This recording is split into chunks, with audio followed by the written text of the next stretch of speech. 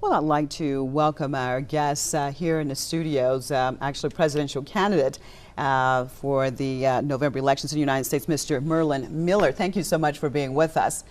Well, now, you've just seen that clip that we were looking at as the person who's doing the voiceover said could be funny, or perhaps as an American you might look at it in a different way, because we saw with that clip the absolute influence, would you say, of the Zionist entity on American politics? I firmly believe both political parties are controlled by Zionist interest, and these candidates were basically picked by global elites long ago, and the whole process is a sham, basically, to get them in positions.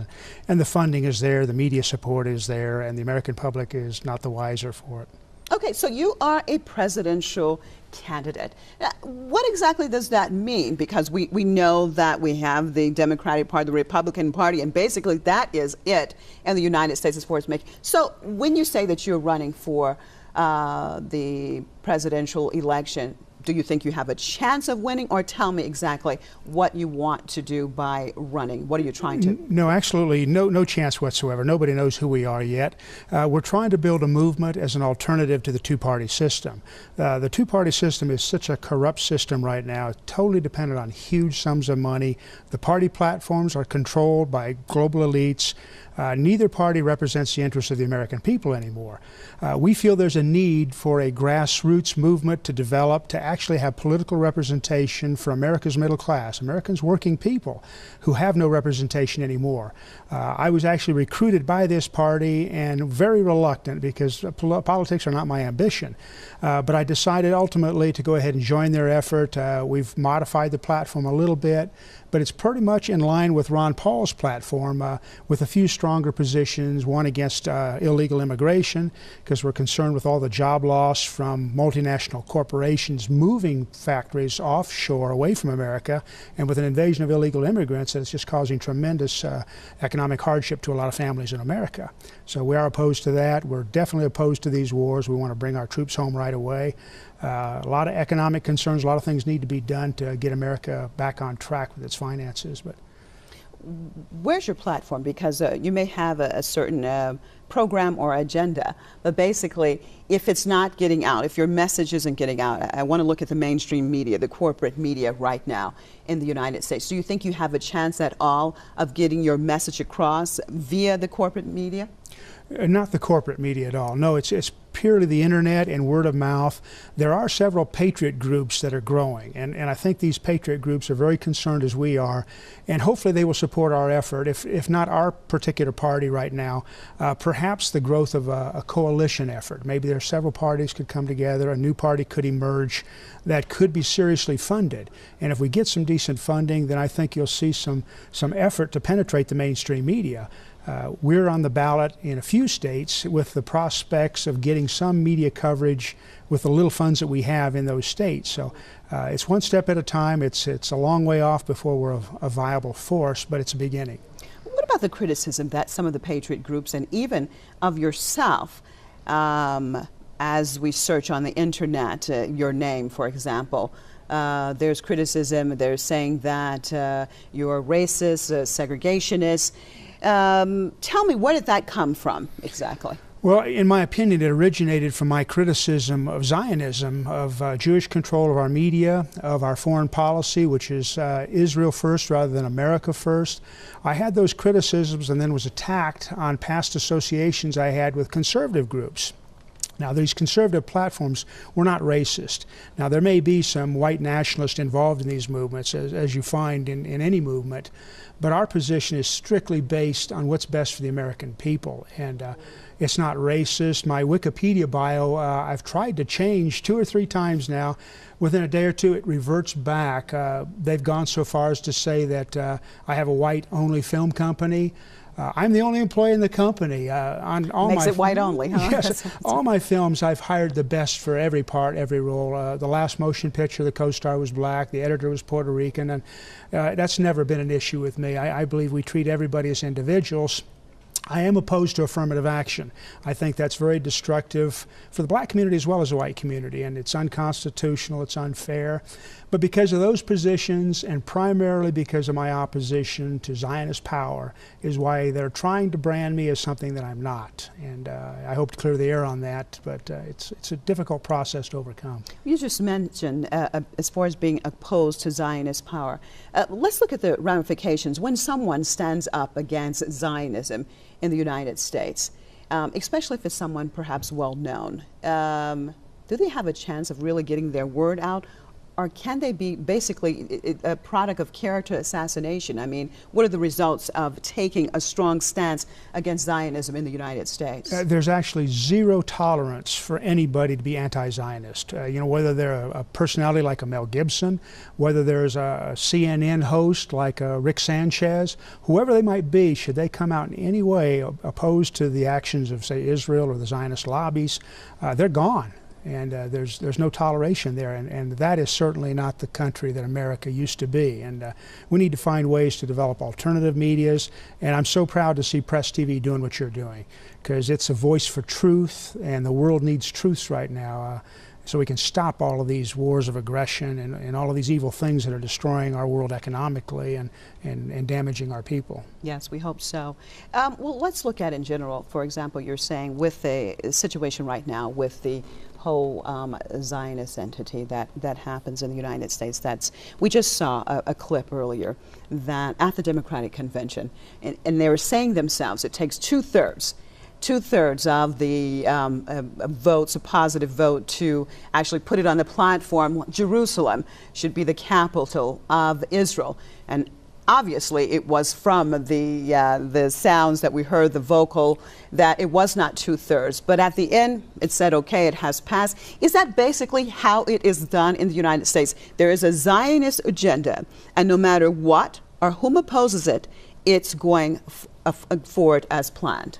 It's true. I mean, it was obvious to me that was just abuse of the system. You know, that platform position should not have passed. It should not have ever been posed. Why that should be an issue for a party platform. And just as the Republicans marginalized Ron Paul out of the campaign, changed their campaign or their election rules or platform position rules, just a deviation from anything that should be fair. And they did it designed to keep their people in.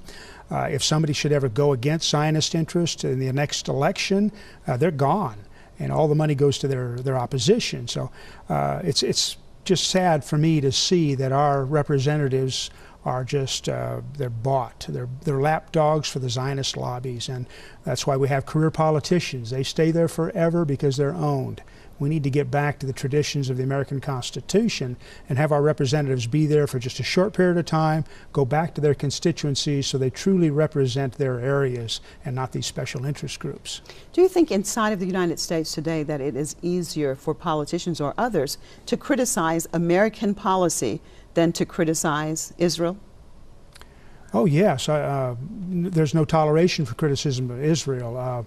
American policy, of course, in my opinion, especially foreign policy, reflects the Zionist lobby's wishes. And these wars, they're fabricated for the most part. The war on terror is a giant construct, in my opinion, engineered to create animosities between the Christian community and the Islamic community, to get these foment wars, which benefit the international bankers, which benefit the Zionist interests in the Middle East.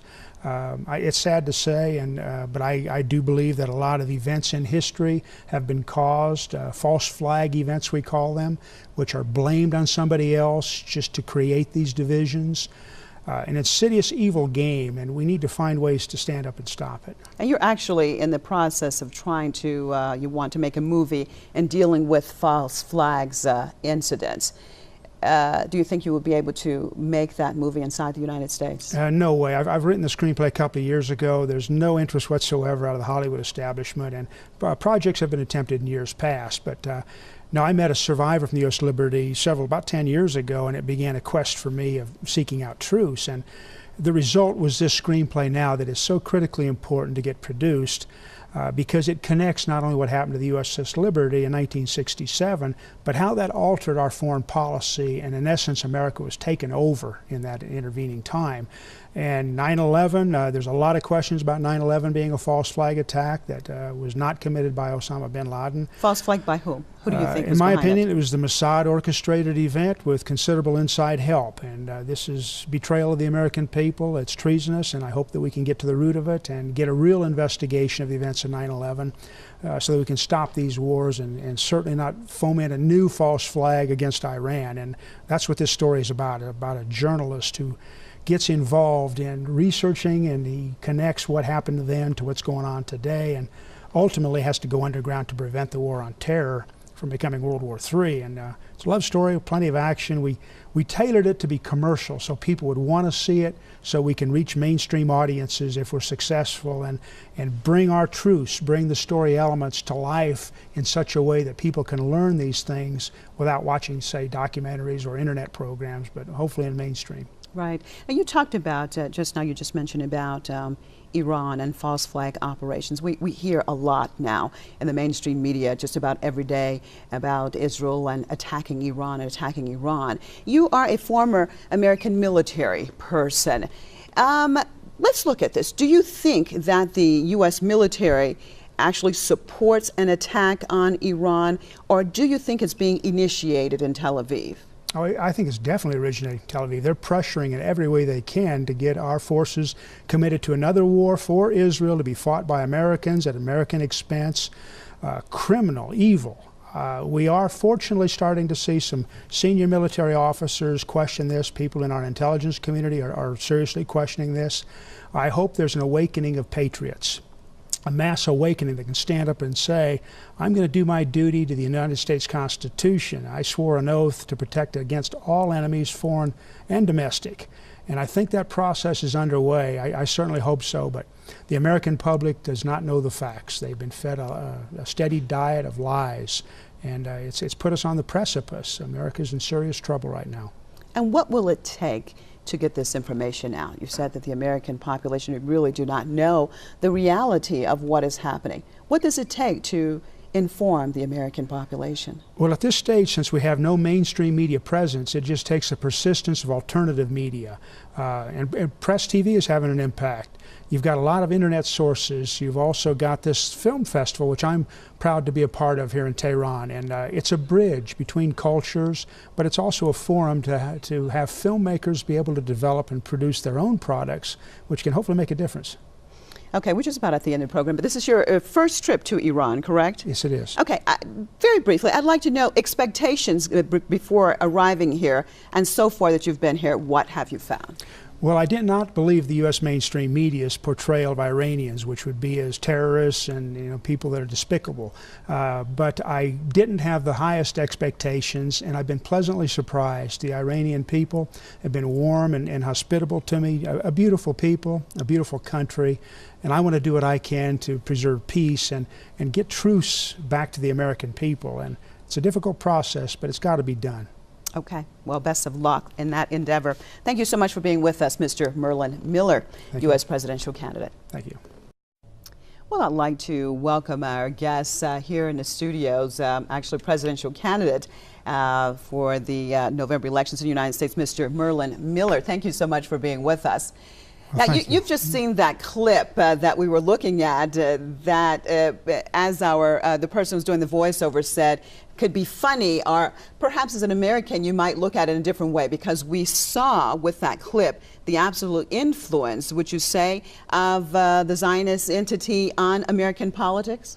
I firmly believe both political parties are controlled by Zionist interest, and these candidates were basically picked by global elites long ago, and the whole process was a sham, basically, to get them in positions.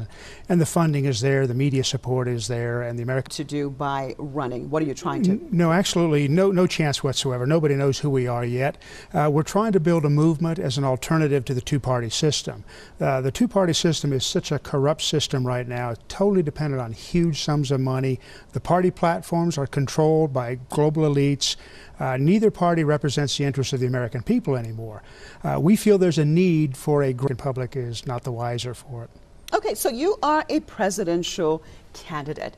What exactly does that mean? Because we know that we have the Democratic Party, the Republican Party, and basically that is it in the United States as far as making. So when you say that you're running for the presidential election, do you think you have a chance of winning, or tell me exactly what you want? Grassroots movement to develop to actually have political representation for America's middle class, Americans' working people who have no representation anymore.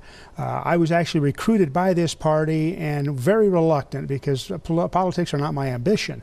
But I decided ultimately to go ahead and join their effort. We've modified the platform a little bit, but it's pretty much in line with Ron Paul's